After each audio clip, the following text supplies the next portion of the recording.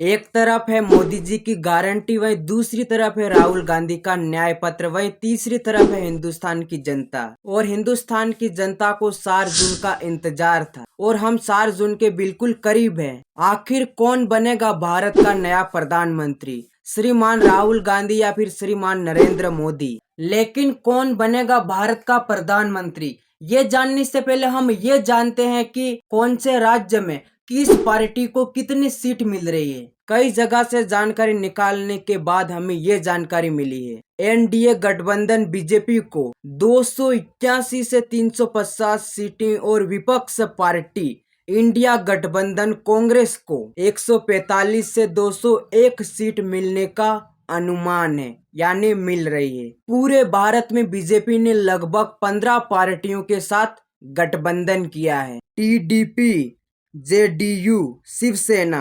LJP Shinde गुट, NCP Ajit Pawar गुट, राष्ट्रीय समाज पक्ष, एसएएम, आरएलडी, पीएमके, जेडी, अपना दल, असम गण जनसेवा पार्टी, आजसू और NDPP.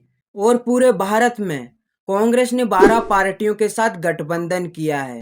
DMK, TMC Samajwadi party, Shiv Sena Uddhav गुट, NCP Sharad Pawar, AAP Aam Aadmi party, RJD, JMM National Conference, CPIM, CPI और आईयूएमएल। इन 12 पार्टियों के साथ कांग्रेस ने इंडिया गठबंधन किया है। और भारत में ऐसी भी पार्टियां हैं जिन्होंने ना तो बीजेपी के साथ और ना ही कांग्रेस के साथ गठबंधन किया है। अब तो ये कन्फर्म हो गया कि देश स्तर पर किस पार्टी को कितनी सीट मिल रही है, लेकिन अब ये कन्फर्म करते हैं कि राज्य स्तर पर किस पार्टी को कितनी सीट मिल रही है। एनडीए गठबंधन बीजेपी को कितनी और इंडिया गठबंधन कांग्रेस को कितनी, तो शुरू करते हैं। नंबर 1, मध्य प्रदेश।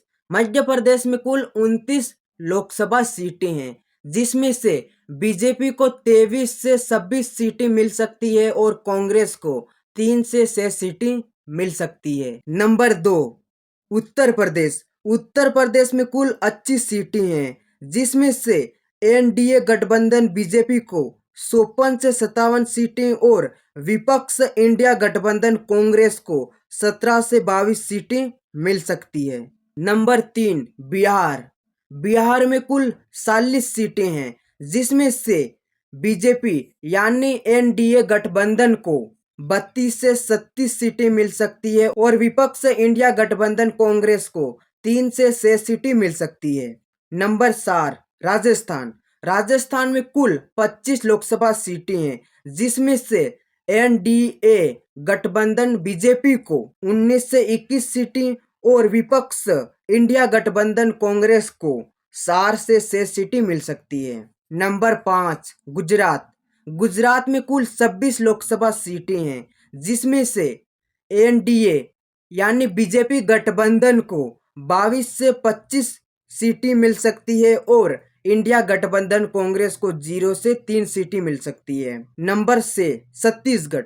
छत्तीसगढ़ में कुल 11 लोकसभा सीटें हैं, जिसमें से एनडीए गठबंधन बीजेपी को 10 से 11 सीटें मिल सकती है और इंडिया गठबंधन कांग्रेस को 0 से 1 सीट मिल सकती है। नंबर 7, पश्चिमी बंगाल। पश्चिमी बंगाल में कुल 42 लोकसभा सीटें हैं, जिसमें से एनडीए गठबंधन को यानी बीजेपी को 15 से 18 सीटें और विपक्ष इंडिया गठबंधन कांग्रेस को 20 से 24 सीटें मिल सकती है।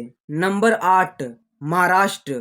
महाराष्ट्र में कुल 48 लोकसभा सीटें हैं, जिसमें से एनडीए गठबंधन बीजेपी को 28 से 37 और विपक्ष इंडिया गठबंधन कांग्रेस को 16 से 20 लोकसभा सीटें मिल सकती है।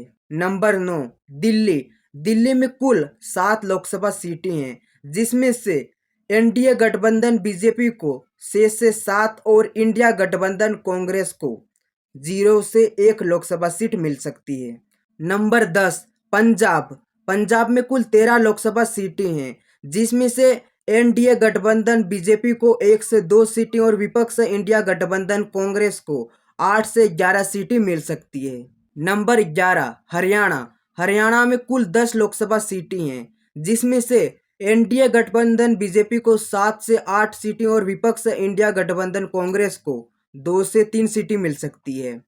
नंबर 12 उत्तराखंड। उत्तराखंड में कुल 5 लोकसभा सीटें हैं, जिसमें से एनडीए गठबंधन बीजेपी को 5 और इंडिया गठबंधन कांग्रेस को 0 सीटें मिल सकती है। नंबर 13 हिमाचल प्रदेश। हिमाचल प्रदेश में कुल 4 लोकसभा सीटें हैं, जिसमें से एनडीए गठबंधन बीजेपी को 2 से 3 और विपक्ष इंडिया गठबंधन कांग्रेस को 1 से 2 सीटें मिल सकती है।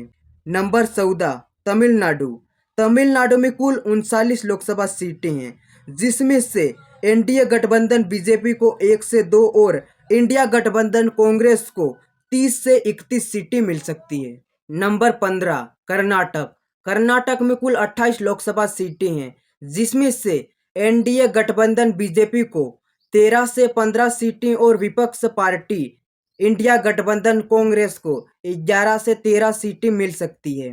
नंबर 16 आंध्र प्रदेश। आंध्र प्रदेश में कुल 25 लोकसभा सीटें हैं, जिसमें से एनडीए गठबंधन बीजेपी को 10 से 15 सीटें और विपक्ष इंडिया गठबंधन कांग्रेस को 0 से 1 सीट मिल सकती है। और आंध्र प्रदेश में इन दोनों पार्टियों के साथ गठबंधन नहीं किया वाईएसआर कांग्रेस को 11 से 13 सीट मिल सकती है। नंबर 17 तेलंगाना। तेलंगाना में कुल 17 लोकसभा सीटें हैं, और जिसमें से एनडीए गठबंधन बीजेपी को 5 से 6 सीटें और इंडिया गठबंधन कांग्रेस को 9 से 10 सीटें मिल सकती है। नंबर 18 केरल। केरल में कुल 20 लोकसभा सीटें हैं, जिसमें से एनडीए गठबंधन बीजेपी को 0 से 1 और इंडिया गठबंधन कांग्रेस को 15 से 16 लोकसभा सीट मिल सकती है। नंबर 19 ओडिशा। ओडिशा में कुल 21 लोकसभा सीटें हैं, जिसमें से एनडीए गठबंधन बीजेपी को 14 से 15 और इंडिया गठबंधन कांग्रेस को 0 से 1 लोकसभा सीट मिल सकती है। और ओडिशा में इन दोनों पार्टियों के साथ कोई गठबंधन नहीं किया उस पार्टी यानी बीजेडी को 6 से 7 सीट मिल सकती है ओडिशा में। नंबर 20 झारखंड।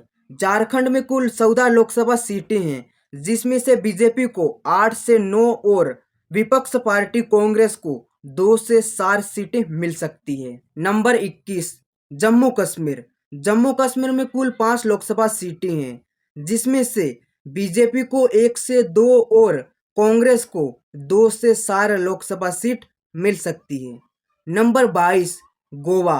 गोवा में कुल 2 लोकसभा सीटें हैं, जिसमें से बीजेपी को 1 से 2 और विपक्ष पार्टी कांग्रेस को 0 से 1 लोकसभा सीट मिल सकती है। नंबर 23 असम। असम में कुल 14 लोकसभा सीटें हैं, जिसमें से बीजेपी को 10 से 11 और विपक्ष पार्टी कांग्रेस को 0 से 2 लोकसभा सीट मिल सकती है।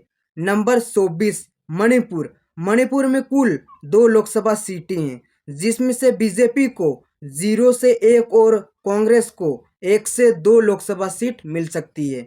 बाकी त्रिपुरा, अरुणाचल प्रदेश, मेघालय, सिक्किम, नागालैंड और मिजोरम में बीजेपी को 5 से 6 और कांग्रेस को 2 सीटें मिल सकती है। और केंद्र शासित प्रदेश चंडीगढ़, दमन और दीप, दादरा और नगर हवेली, लद्दाख, पुदुचेरी, अंडमान और निकोबार, लक्षद्वीप, यहाँ पर बीजेपी को 2 से 3 सीटें और कांग्रेस को 3 से 4 सीटें मिल रही है। तो ये थी आज की इन्फॉर्मेशन मतलब जानकारी। एनडीए गठबंधन बीजेपी को किस राज्य और किस केंद्र शासित प्रदेश में कितनी लोकसभा सीट मिल रही और विपक्ष इंडिया गठबंधन कांग्रेस को कितनी मिल रही। तो आज के इस वीडियो में बस इतना सा ही। इस वीडियो को लाइक कर देना, चैनल पर न तो सब्सक्राइब कर देना और एक प्यारा सा कमेंट कर देना।